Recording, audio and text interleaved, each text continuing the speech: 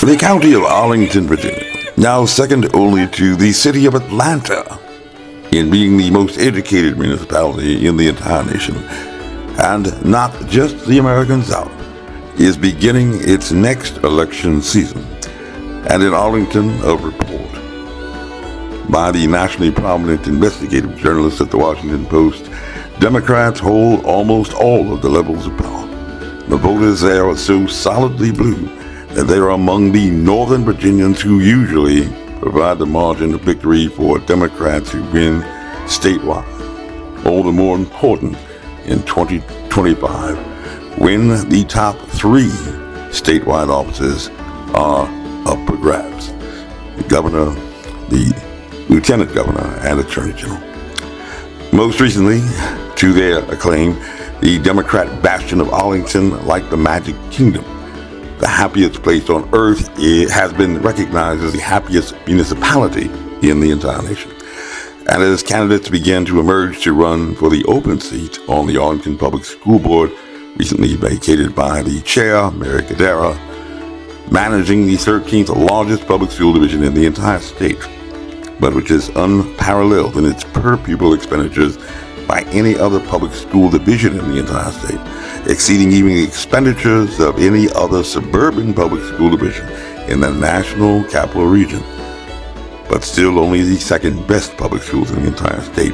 We are going for the next few moments to get woke, as they say, and help to teach some black history, quite apparently not being taught in our public schools, regrettably, even if readily available to anyone with sufficient motivation, dedication, and effort,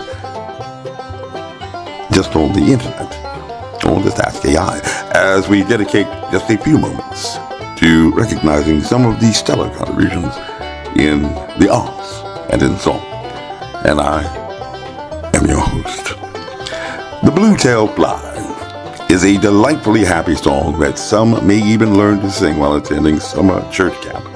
And I can even recall myself in the days of my youth while joining others giggling and rejoicing as children in music instruction classes in lower elementary schools with this delightful ditty.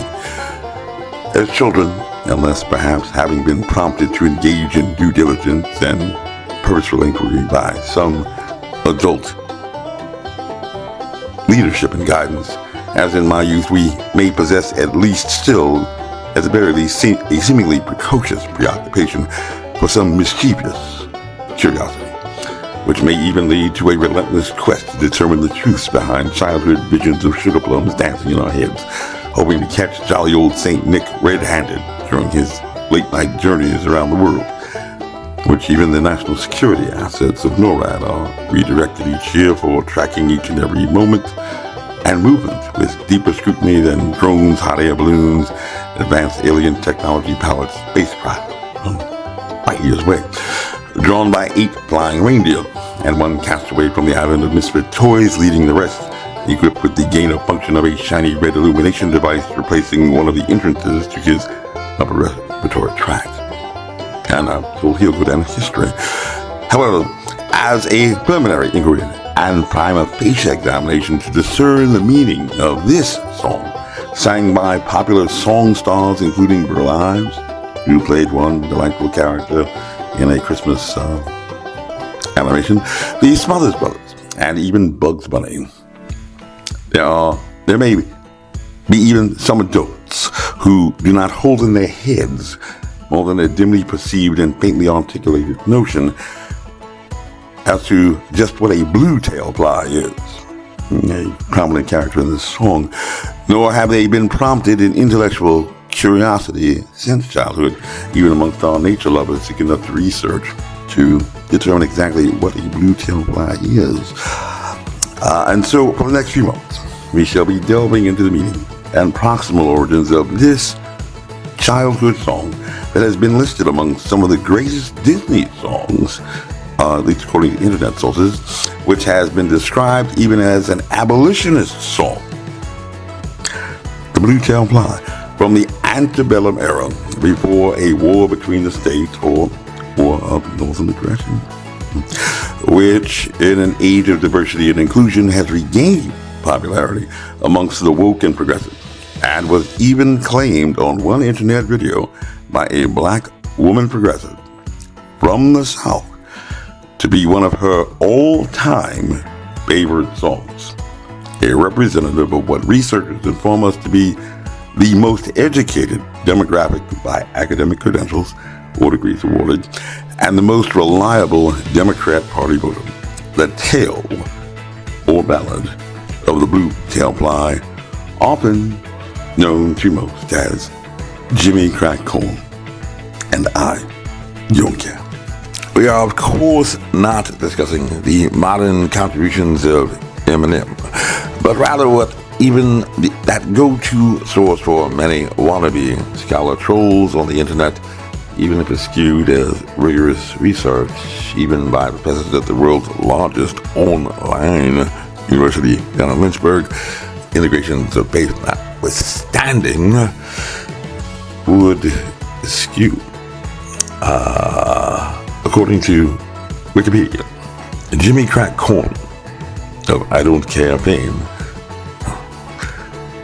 the playfully colorful song suggesting at least apathy, we could certainly hope, or dare say pray, was not a popular song amongst abolitionists, but rather an American song which first became popular during the rise of blackface minstrelsy in the 1840s, antebellum era, through performances by Virginia minstrels, although Wikipedia does not tell us if they are black people in blackface or white people in whiteface, or both races had worn blackface in minstrel shows. It's very evident in films with Amos and Andy and Stephen Fetchit and others, including one jazz singer, I believe. But perhaps our abolitionists were the pioneers of blackface entertainment. Mammy, Mammy, Mammy, apparently quite the delight in at least one medical school in the Tidewater. And it regained currency as a folk song in the 1940s, around the start of the civil rights movement, the Pullman Porters, as the beginning of the American folk music revival, and has since become a popular children's song. So let's just agree, not to disagree at this point, that if, as some claim, this was an abolitionist song, it would be quite inapposite to the core community values expressed and endorsed by Arlington Public Schools, where some 90% of school-aged children attend in this most affluent suburb of the nation's capital, and where some 55.9%, the plurality of students, are children of color, who they certainly would not wish to offend, especially if they're going about changing names of schools and other activities to ensure diversity and inclusion of report. But first, let's segue from the tales of black history, most fascinating, to this basic concept in natural science, community of most government scientists, that plays such a repetitive role in verses of joyful praise and song in the Ballad of the Blue-tailed Fly. The delightful antagonist portrayed by this insect, not a bull beetle, but a blue-tailed fly. What is it, according to our scientists? Sherlock Holmes, a favorite fictional sleuth to many of our more literary inclined scholars, says, not just watching movies, the most commonplace crime is often the most mysterious because it presents absolutely no new special features from which deductions or even inductions may be drawn. And while you may believe that you have never, ever encountered personally a blue-tailed fly, as one poet, Emily Dickinson, had every how she had never seen a mole and never seen a tree. Believe it or not, it has over 4,500 species, which undergo a complete 4-stage metamorphosis, which I'm sure all of our science-minded know, from the larval stage during which they survive as predators to maturity. And just your common horsefly is this character in the song, of which the female adult, who lies in wait for her victim, skillfully honing in on cues such as movement, size, and dark colors to help it find its target. And some suspect that she is even attracted by the emission of carbon dioxide from a mammal that is most helpful in locating prey. All to fall upon for a blood meal, which they need in order to produce their eggs. They are not concerned with just body autonomy and aborting their children, but they want to produce so as to propagate species. All to fall upon for this blood meal so they could produce their eggs. The horsefly mouth is particularly adapted in gain of function for this activity and made up of several parts, including a sharp blade-like serrated mandibles that enable it to cut open the skin, not just to bite. They're looking to perform some sort of surgical procedure, while another part known as the labrum sops up the blood that pools from the initial bite. Very, very effective. However, while painful to humans, may feel a little pinch, the horsefly bite is not typically dangerous. You're not going to die.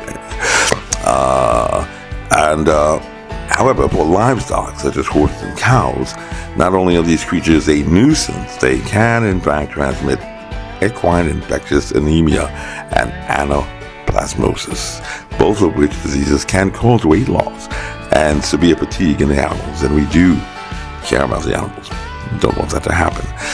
And so for those concerned about just avoiding a painful bite, because you don't like pain, or protecting livestock, you can find some reprieve from the biting pest by just simply moving indoors or into a shady area, sheltering in place, just like during pandemic.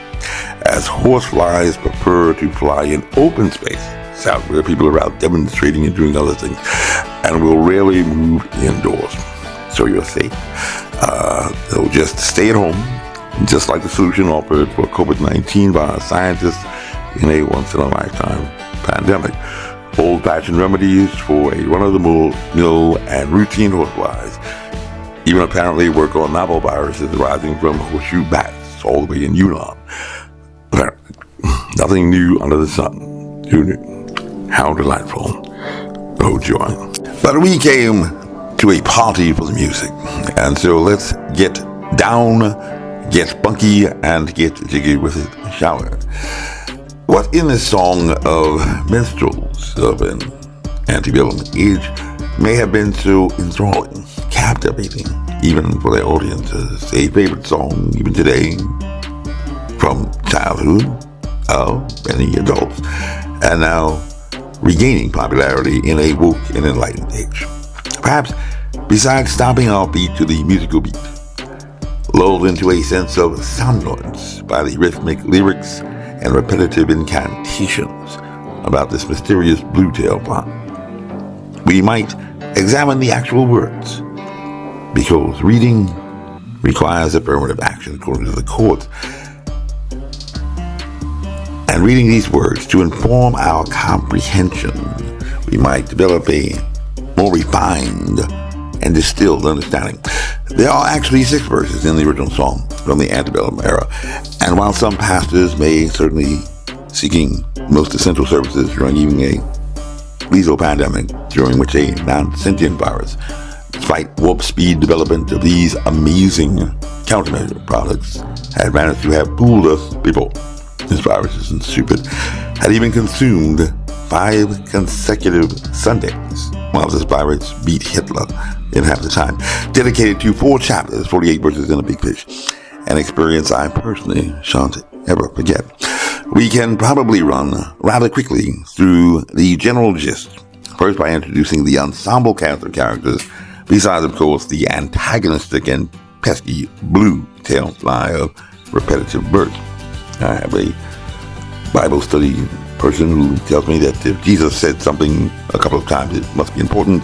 So the Blue-tailed Fly, by that logic, certainly is important in this song. One might rather readily, therefore, identify one prominent character, the protagonist, rather quite a tragic anti-hero, our fabled Jimmy. We know that there's a Jimmy, and we know that there's a Blue-tailed Fly, who we all know just didn't care. And as it appears to resonate well with fans of this delightful childhood song, even if mental entertainment in years long past. Raise a statue but sing a song, who knows. But some modern versions, sung on internet videos, appear to consciously engage in some revisionist history to conceal another rather prominent character, sometimes changing the words, sometimes just kind of humming through yada yada. But certainly all children, smiling and singing with great delight, know that old Jimmy, with his jug of crack corn whiskey, that's what that is, really doesn't have a care in the world at all, because his master in the antebellum South has gone away. Now, his master's degree, because he decided not to continue on beyond college, but the old master, Simon Legree type, Master Reynolds from Roots. Yes, a delightful song about a drunken, happy slave so delighted that his old master has gone away. What a progressive thought, which raises the reasonable inquiry as to where in hell his master has gone and why. Let us engage now our most critical and essential reading skill, examining this old song regaining now popularity, particularly amongst progressives. It's such a delight for years for many children. When I was young, I used to wait. Reverend King had suggested that this word wait stings in the Negro ear. Why? Because it has most often meant never, and we can imagine that wait for a slave might, of course, mean never. But the song says, my master sighed and hand him late. Hand him what? He had passed the bottle of crack corn whiskey like a bartender when he got dry, or when his master got thirsty, and when not gainfully engaged in bartending for his master, old Jimmy didn't care, would just brush away the Blue-tailed Fly. What an exciting career. Certainly an occupation in which he expressed no great displeasure, and bottle in hand he didn't care, and had himself an occupation in which he didn't even have to worry about reading, writing, arithmetic, homework, tests, studying, or even going to college. He had a party right there in his hand. Let's then now go to the next verse, and maybe you can apply your analytical skills to this simple childhood song. Then, after dinner, he would sleep, a vigil I would have to keep. He's doing guard duty. And when he wanted to shut his eyes, he told me to watch the Blue-tailed Fly. Delightful. Working security. Is that inscrutable or unintelligible to anyone? Let's then just proceed to our next happy verse in I Don't Care, the Ballad of the Blue-tailed Fly, so enjoyed by so many children. It's got a beat that you can dance to, I guess. One day he rode around the barn, not rolling his BMW or his down by roll, but he was atop a horse. And the flies, still numerous, they did swarm. Not a particularly good day to be out if you want to avoid being stung by horseflies. One chanced to bite him on the side. Not the master, but the horse. And the devil take the Blue-tailed Fly. Kind of got out of Dodge. Does anyone not understand how here what was probably a female horsefly had sank her mandibles into the thigh of the horse upon which Jimmy's master had been riding? Okay, next verse. The pony ran and jumped and pitched. He was not pleased with being stung by this female horsefly. He tumbled the master in a ditch. Not good for the master. He died. The jury then wondered why. A fatal blow, apparently. And the verdict was the Blue-tailed Fly. His tail moves rather quickly, perhaps too quickly for some that think rather slowly, have problems, need to pull out their fingers and toes when counting two numbers over 10. But what has occurred is that the horse had bucked. The master had fallen, and then he had died. Probably a rather painful collision with a hard service, leaving a horse for this drunk and not a care in the world slave who could have, had he thought of it and not been more engaged in other things, used to escape. However, rather than seize this opportunity, seize the day, carpe diem, old Jimmy, waiting for Godot, God, Messiah, whatever, I don't know, the Democrats to come back to power, accustomed to being a slave, had grabbed that jug of crack corn whiskey and had waited for somebody to come there to help him and help the master. Kind of like our slaves out in Galveston, waiting for the man in the blue suit to come out for Juneteenth. And he actually did not have a particularly pleasant experience, because when help arrived, they saw a black man, a dead master, and decided that he needed to come down to the station to answer some questions, placed him in custody, sat in prison. And so when we talk about the verdict, we're talking about his trial. His trial. Very, very interesting. And wonderfully, for old Jimmy, who didn't care, he had been acquitted. A consequence he could have avoided altogether, but Jimmy didn't care, loved his crack corn whiskey, and he just sat around chewing those blue tail bars, which he certainly had lots of practice and skill doing. A theme that apparently resonates with many children, and at least one black woman from the South gaining on the internet, talking about her favorite songs of the South, and gaining popularity amongst progressive lovers of banjo music. How delightful. They laid him beneath the cinnamon tree. His epitaph is there to see. Beneath this stone I'm forced to lie, a victim of the blue tail bar. At least Jimmy, who didn't care to kill him. Welcome to Getting Woke, and I am your host. Until next time, I don't care, because your master has gone away.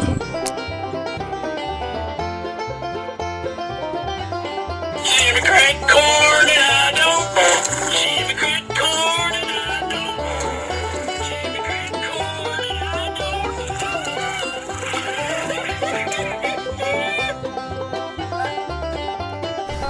don't. But you know that dog, don't I?